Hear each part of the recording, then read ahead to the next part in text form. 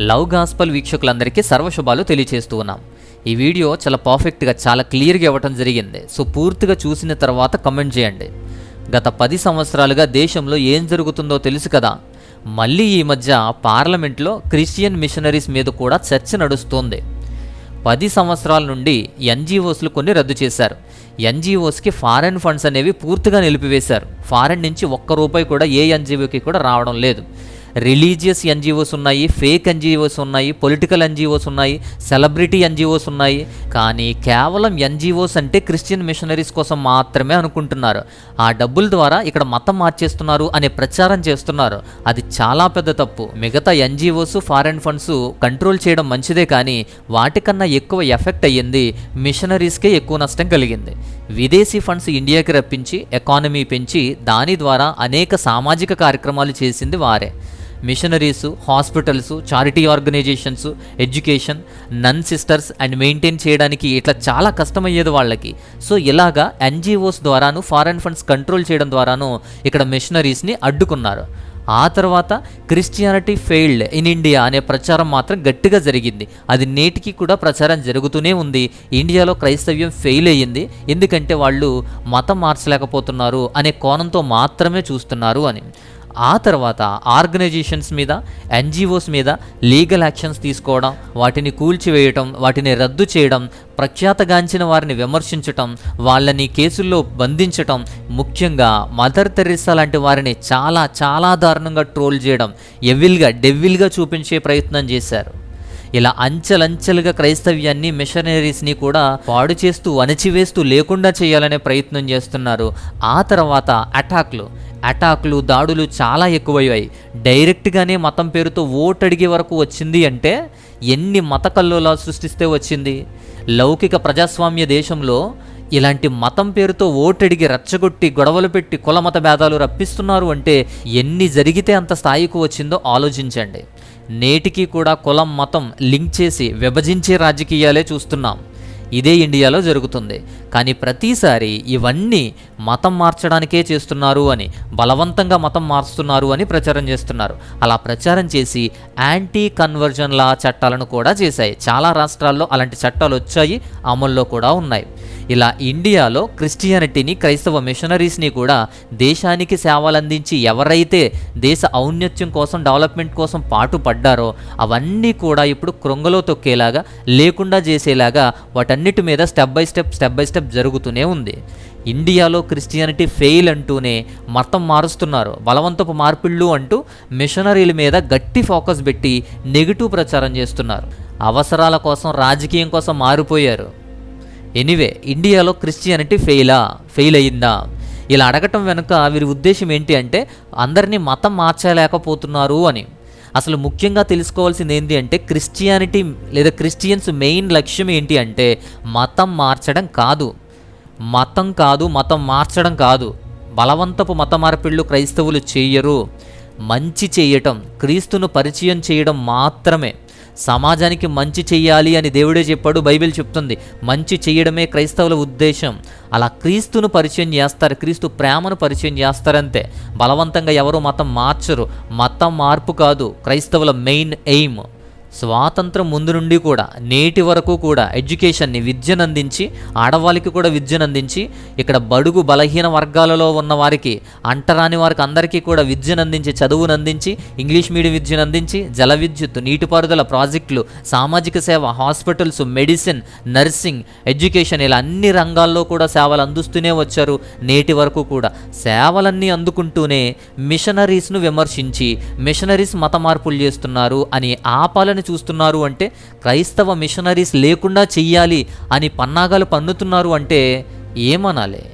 William Carey 1802లో సంస్కృతంలో ఉన్న మహాభారతము, రామాయణం, భగవద్గీత, మహాభారతము, రామాయణం వీటిని ఇంగ్లీష్లోకి అనువదించి ఇచ్చింది ఆయనే. భాషాభివృద్ధి చేశాడు, లిపి లేని వారికి లిపి కనుక్కున్నాడు, డిక్షనరీసు, గ్రామరు తయారు చేశాడు. బైబిల్ మాత్రమే అనువదించలేదు. రామాయణము, మహాభారతము, భగవద్గీత అని ప్రత్యేకంగా చెప్పుకునే ఆ భగవద్గీత ఉండే మహాభారతం అనువదించింది ఆయనే. మతం మార్చడానికి కాదు. మతం మార్చడానికైతే వాటిని ఎందుకు ఇస్తాడు అందరికీ? అన్ని దేశాల్లోనూ ఇంగ్లీష్లో చదువుకోవడానికి వీలుగా విలియం కేరీనే కదా అనువదించిచ్చింది. ప్రింటింగ్ ప్రెస్లు, న్యూస్ పేపర్లు, సామాజిక మార్పులు, ఇలా ఒక్కటి కాదు, అవన్నీ వివరంగా కూడా చాలా క్లియర్గా వీడియో చేశాను. క్రైస్తవులు దేశానికి ఏం చేశారో అని తప్పకుండా కూడా ఆ వీడియో చేశాను. ఆ వీడియో చూడండి, అందరూ తప్పకుండా చూడండి. అలా కుల మత భేదాలు లేకుండా, ప్రాంతీయ భేదాలు లేకుండా దేశానికి ఎంతో సేవను అందించినటువంటి మిషనరీల గురించి, క్రైస్తవుల గురించి తప్పుగా మాట్లాడడం, తప్పుగా వ్యాఖ్యానించడం, వాటిని లేకుండా చేయాలి అనుకోవడం చాలా మహాపాపం. అసలు ఇప్పుడు అనేవారు, పాలించేవారు, దేశ నిర్మాణంలో పాల్గొన్నవారు, సెలబ్రిటీలు అందరూ కూడా మిషనరీస్ నుండి, క్రిస్టియన్ స్కూల్స్ నుంచి చదివి వచ్చిన వారని తెలుసా మీకు? దేశానికి జాతిపిత మహాత్మా అని పిలువబడే గాంధీ లాంటి వాళ్లే క్రిస్టియన్ కాలేజీల్లో చదువుకుని వచ్చిన వాళ్ళు. సుభాష్ చంద్రబోస్, నేతాజీ సుభాష్ చంద్రబోస్ కటక్లో బాప్టిస్ట్ మిషనరీస్ వారి యొక్క ప్రొటెస్టెంట్ యూరోపియన్ స్కూల్లో చదువుకున్నాడు 1902లో. అంతేకాదు 1918లో స్కాటిష్ చర్చ్ కాలేజీలో కూడా చదివాడు. సోషల్ రీఫార్మర్ అయినటువంటి జ్యోతిరావు పూలే గారు పూణేలోని స్కాటిష్ మిషన్ స్కూల్లో చదువుకున్నాడు. రాజ్యాంగ నిర్మాత డాక్టర్ బిఆర్ అంబేద్కర్ గారు కూడా లండన్ స్కూల్ ఆఫ్ ఎకనామిక్స్లో ఎంఎస్సీ చేశారు అండ్ కొలంబియా యూనివర్సిటీలో పీహెచ్డీ చేశారు. మొదటి ప్రధానమంత్రి జవహర్లాల్ నెహ్రూ గారు కూడా ట్రినిటీ కాలేజ్లో డిగ్రీ చేశారు. సరోజినీ నాయుడు లండన్లో కింగ్స్ కాలేజ్లో చదివింది. సర్వేపల్లి రాధాకృష్ణన్ గారు మద్రాస్ క్రిస్టియన్ కాలేజ్లో చదువుకున్నాడు. ఆయన బీజేపీని స్థాపించినటువంటి కోఫౌండర్ ఎల్కే అద్వానీ గారు ఐఎమ్ వెరీ మచ్ సెక్యులర్ అనే వ్యక్తి. ఆయన నేను మిషనరీ స్కూల్లో చదువుకున్నాను, నేను లౌకికవాదిని, ఆమె సెక్యులర్ అని ధైర్యంగా చెప్పిన వ్యక్తి. కరాచీలో సెయింట్ ప్యాట్రిక్స్ హై స్కూల్లో చదువుకున్నాడు ఆయన. అరుణ్ జైట్లీ, బీజేపీ లీడర్ అయిన అరుణ్ జైట్లీ కూడా ఢిల్లీలో సెయింట్ జేవియర్ సెకండరీ హై స్కూల్లో చదువుకున్నాడు ఆయన. బీజేపీ లీడర్ స్మృతి ఇరానీ కూడా న్యూఢిల్లీలో హోలీ చైల్డ్ ఆక్సిలియం స్కూల్లో చదువుకుందామే. నన్స్ చేత రన్ చేసేటువంటి క్రిస్టియన్ స్కూల్ అది. బీజేపీ లీడర్ జేపీ నడ్డా కూడా పాట్నాలో సెయింట్ జేవియర్ స్కూల్లో చదువుకున్నాడు ఆయన. అలాగే ఆంధ్రప్రదేశ్లో బీజేపీ తరపున సపోర్ట్ చేసే పవన్ కళ్యాణ్ కూడా, Janasena Pawan Kalyan Saint Joseph's high స్కూల్లో చదువుకున్నవాడు. నెల్లూరులో దర్గమిట్టాలో 1997లో చదువుకున్నాడు. ఈ కళ్యాణ్ అని పిలిచేవారు అతన్ని. అక్కడే పవన్ అనేటువంటి టైటిల్ ఆయనకి ఇచ్చారు కరాటే అసోసియేషన్ ద్వారా. డాక్టర్ మన్మోహన్ సింగ్ గారు, మాజీ పీఎం గారు మన్మోహన్ సింగ్ గారు సెయింట్ జాన్స్ కాలేజ్లో చదువుకున్నాడు. అలాగే పి చిదంబరం గారు మాజీ యూనియన్ ఫినాన్స్ మినిస్టర్, ఆయన చెన్నైలో లొయోలో కాలేజ్లో, అలాగే మద్రాస్ క్రిస్టియన్ కాలేజీలో కూడా చదువుకున్నాడు ఆయన. గోవా సీఎం అయినటువంటి మనోహర్ పారీకర్, ఈ మనోహర్ పారీకర్ కూడా మార్గాలో లొయోలో హై స్కూల్లో చదువుకున్నాడు ఆయన. మధ్యప్రదేశ్ బీజేపీ ఎంపీ అయినటువంటి జ్యోతిరాదిత్య సింధియా అనేటువంటి వ్యక్తి కూడా సెయింట్ స్టీఫెన్స్ కాలేజ్లో చదువుకున్నాడు. శశి థరూర్ అనేటువంటి ఇండియన్ పొలిటీషియన్ కూడా కలకత్తాలోని సెయింట్ జేవియర్స్ కొలేజియేట్ స్కూల్లో చదువుకున్నాడు. అలా చదివి గ్రాడ్యుయేషన్ కూడా సెయింట్ స్టీఫెన్స్ కాలేజ్లో చదివాడు ఆయన. కాంగ్రెస్ ఎంపీ కపిల్ సిబాల్ కూడా చండీగఢ్లోని సెయింట్ జోసెఫ్ హై స్కూల్లో చదువుకున్నాడు ఆయన. అలాగే ఢిల్లీ సీఎం అయినటువంటి అరవింద్ కేజ్రీవాల్, ఈ కేజ్రీవాల్ కూడా సోనిపాట్లోని హైజర్ అండ్ హోలీ చైల్డ్ స్కూల్లో చదువుకున్నాడు ఆయన.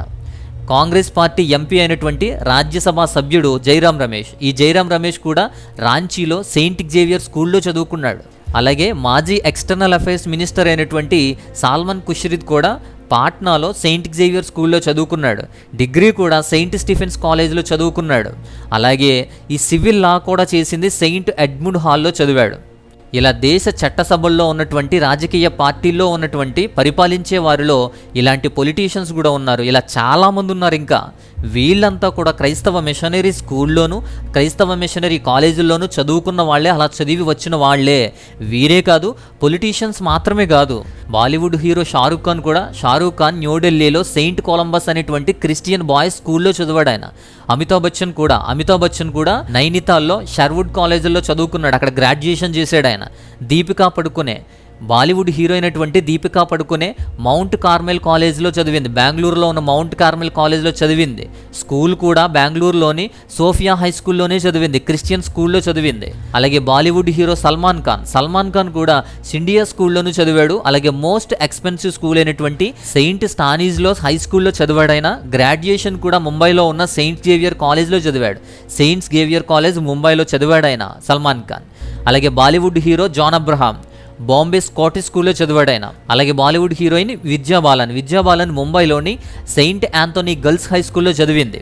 డిగ్రీ కూడా ముంబైలోని సెయింట్స్ జేవియర్ కాలేజ్లో చదివింది. బాలీవుడ్ హీరో అమీర్ ఖాన్ కూడా బాద్రాలో ఉన్నటువంటి సెయింట్ అన్నీస్ హై స్కూల్లో చదివాడు. ఆ తర్వాత బాంబే స్కాటిష్ స్కూల్లో కూడా చదివాడు. రణబీర్ కపూర్, బాలీవుడ్ హీరో రణబీర్ కపూర్ కూడా బాంబే స్కాటిష్ స్కూల్లో చదువుకున్నాడు. బాలీవుడ్ హీరోయిన్ ప్రియాంక చోప్రా, ఈ ప్రియాంక చోప్రా కూడా బ్యారెల్లీలో ఉన్నటువంటి సెయింట్ మారియా గోరటీ కాలేజ్లో చదువుకుంది ఈ ప్రియాంక చోప్రా కూడా.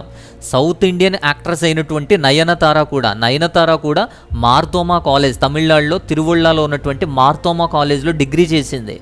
అంతేకాదు సమంత రూత్ ప్రభు కూడా స్టెల్లా మేరీస్ కాలేజ్లో డిగ్రీ చేసింది.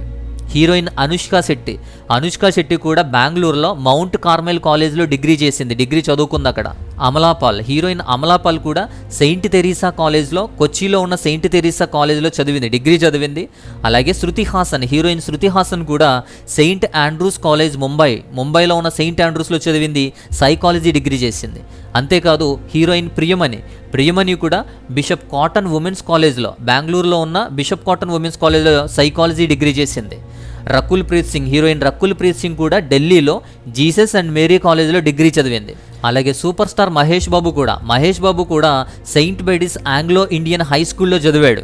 డిగ్రీ కూడా చెన్నైలోని లయోలా కాలేజ్లో చదివాడు. అలాగే తమిళ హీరో ధనుష్ కూడా సెయింట్ జాన్స్ మెట్రిక్యులేషన్ హై స్కూల్లో, ఈ సెకండరీ హై స్కూల్లో కూడా చదువుకున్నాడు ఆయన.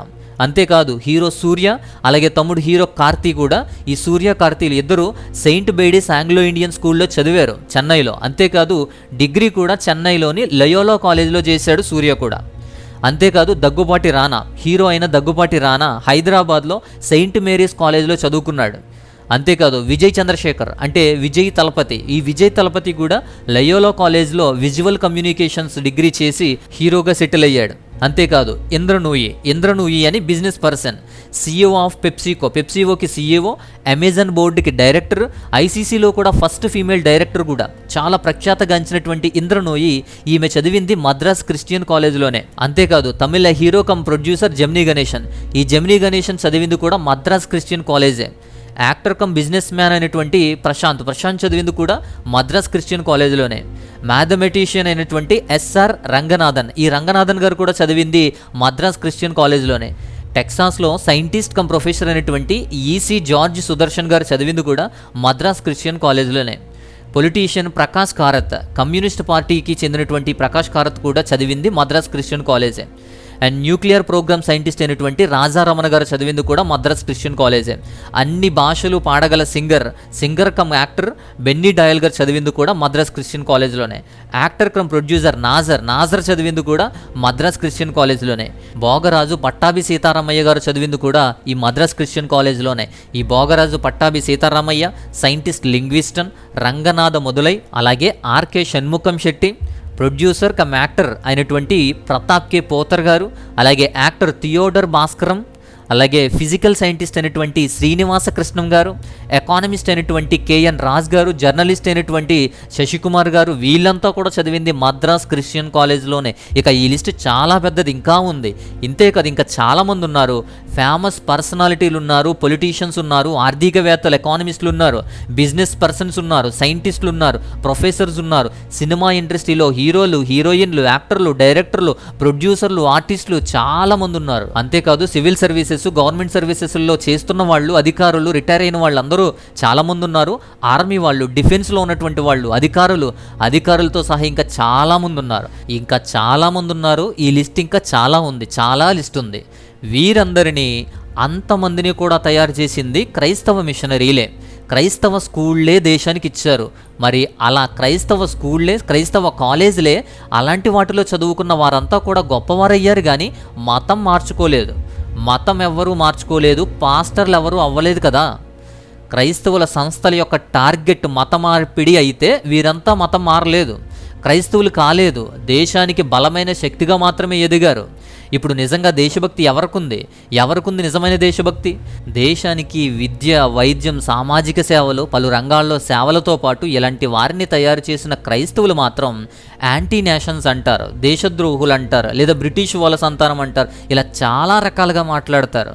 కేవలం మతం మత్తులు, అల్లర్లు, గొడవలు, దోషంలు, కులమత చిచ్చు పెట్టేటువంటి ఉన్మాదులను మాత్రం దేశభక్తుడు అంటారు. ఇండియాలో జరిగేది ఇదే, ఇండియాలో చూపించే వాల్యూ ఇదే. Christianity never fail in India. మతం మార్పు కాదు. క్రైస్తవుల లక్ష్యం మత మార్పు కాదు, మనుషుల్ని చేయడం, మంచి మనుషుల్ని చేయటమే క్రైస్తవుల లక్ష్యం. దేశానికి సర్వీస్ ఇవ్వటం, సమాజానికి మంచి చేయటం, అభివృద్ధి పదంలో నడిపించటం, క్రీస్తును పరిచయం చేసి క్రీస్తు ప్రేమను ప్రకటించి నిత్య జీవం వైపు నడిపించటం మాత్రమే క్రైస్తవులు చేసేది. ఇవి మాత్రమే క్రైస్తవులు చేస్తారు. సమాజానికి మంచి చేస్తారో చెడు ఎప్పుడు చెయ్యరు. అది అర్థం కాక మతోన్మానంతో హేళన చేయడం దౌర్భాగ్యం అండి. క్రైస్తవులు ఇండియాకి వలస వచ్చారు అంటారు. క్రైస్తవులు ఇండియాకి వలస వచ్చిన వారే, ముస్లిమ్స్ ఇండియాకి వలస వచ్చిన వారే, హిందువులు అని మతం సృష్టించినటువంటి ఆర్యులు కూడా వలస వచ్చిన వారే. ఎవరిది కాదు ఈ దేశం. కానీ దేశం ఏర్పడక ముందు బ్రిటిష్ వారంతా ఒక భారతదేశాన్ని తయారు చేయక ముందు మొక్కమొక్కలుగా విడివిడిగా చిన్న చిన్న రాజ్యాలుగా ఎవరికి వాళ్ళు, ఎవరి సంస్కృతి వాళ్ళది, ఎవరి భాష వారిది అన్నట్టుగా ఉండే రాజ్యాలన్నీ కలిసి ఒకే దేశంగా ఏర్పడేసరికి హిందూ, క్రిస్టియన్, ముస్లిం అందరూ ఉన్నాడు. హిందూ ఉన్నాడు, క్రిస్టియన్ ఉన్నాడు, ముస్లిం ఉన్నాడు, అందరిది ఈ దేశం. ఎవరి నమ్మకాలు వాళ్ళవి అంటారు. మళ్ళీ ఇక్కడే పుట్టి ఇక్కడే పెరిగి ఈ దేశం కోసమే బ్రతుకుతూ ఈ దేశంలోనే చనిపోయే వాళ్ళని దేశం విడిచిపోమంటారు, లేదా బ్రిటిష్ దగ్గరికి వెళ్ళిపోమంటారు. అసలు అలా అడగడానికి నోరెలా వచ్చింది? ఎవడబ్బ సొత్తురా ఇది దేశం అంటే? అలాంటి దౌర్భాగ్య పరిస్థితిని ఎదుర్కొంటున్నారు నేడు క్రైస్తవులు. అప్పుడేమో మనువాదం నెత్తిమీద ఉంచి బహిష్కరించి కులహేళన చేసి అస్పృశ్యత చేసి వెంటరానితనంగా అందరినీ దూరం చేసుకొని ఇప్పుడు వాళ్ళేదైనా మార్చుకుని వారేదైనా ఎదుగుతుంటే ఎందుకు వారవలేకపోతున్నారో, ఎందుకు ఈ ఉన్మాదం చూపిస్తున్నారో అర్థం కావటం లేదు. క్రైస్తవులు కానీ, క్రైస్తవ్యం కానీ, క్రైస్తవ మిషనరీలు కానీ సమాజానికి, దేశానికి మంచే చేస్తారు, చెడు చేయరు. ఎందుకంటే దేవుని ఆజ్ఞ అది, బైబిల్లో చెప్పిన నీతి అది. కానీ ఎంత చెడ్డగా మాట్లాడతారు, ఎంత విమర్శంగా కక్ష పెట్టుకుంటున్నారో. గ్రామంలో వీధి గొడవల నుంచి పార్లమెంటులో ప్రజాప్రతినిధుల వరకు కూడా ఈ ఇష్యూ ఉంది. నిజంగా మతాన్ని బలవంతంగా రుద్ది బలవంతంగా మతం మార్చాలని ఎన్నడూ చూడలేదు, ఎన్నడూ వినలేదు కూడా. కానీ అవి వ్యతిరేకించే పదాలు మాత్రమే, వ్యతిరేకించే పదాలుగాను, ప్రచారాలుగాను, ప్రచార అస్త్రాలుగాను మిగిలిపోయాయి. క్రైస్తవుల మీద ప్రచారాస్త్రంగా ఉండిపోయింది అది. ఇప్పుడు చెప్పిన వారు కూడా చదివి వచ్చిన వాళ్ళే. వారిని అడిగి చూడండి. ఇప్పుడు చెప్పిన లిస్ట్ అందరిలోనూ కూడా క్రైస్తవ మిషనరీ స్కూల్లో, క్రిస్టియన్ స్కూల్లో చదువుకున్న వాళ్ళందరినీ అడిగి చూడండి. బలవంతంగా నిన్ను మార్చారా, మతం మార్చారా, నీకు మత బోధనలు ఏమైనా చెప్పారా అని అడిగి చూడండి. మంచి చేసినా, సమాజంలో మంచిగా ఉండాలన్నా, సమాజానికి మంచి చేయాలన్నా దోషులైపోతున్నారు. మతం పేరుతో విభేదాలు సృష్టించి విడగొడుతున్నారు. ఈ పరిస్థితులు మారాలి. దేశ అభివృద్ధిలో అందరూ కలిసికట్టుగా కృషి చేయాలి. అందరిది ఈ దేశం. ఈ వీడియోని మీరు చూసిన తర్వాత ఖచ్చితంగా లైక్ చేయండి. అలాగే మీరు కూడా అనేక మందికి షేర్ చేయండి. ఎందుకంటే ఈ విషయం అంతా అందరికీ తెలియాలి. అందరూ కూడా ఈ విషయాన్ని తెలుసుకుని అనేకులకు బుద్ధి చెప్పాలి. కాబట్టి షేర్ చేయండి, ముందుగా లైక్ చేయండి. అండ్ ఇప్పుడు చెప్పండి, ఇప్పుడు మీ అభిప్రాయం ఏంటో కింద కమెంట్లో తెలియచేయండి. ఇవన్నీ వివరించిన తర్వాత, మీకు అర్థమైన తర్వాత ఇప్పుడు మీ కమెంట్ అనేది కింద మీరు తెలియచేయండి. సో ఇది ఈ విషయం, ఇది ఈ వీడియోలోని అంశం. మరొక అద్భుతమైనటువంటి మంచి అంశంతో మరొక వీడియో ద్వారా నేను మరలా వస్తాను. అంతవరకు కూడా సెలవు. స్వస్తి.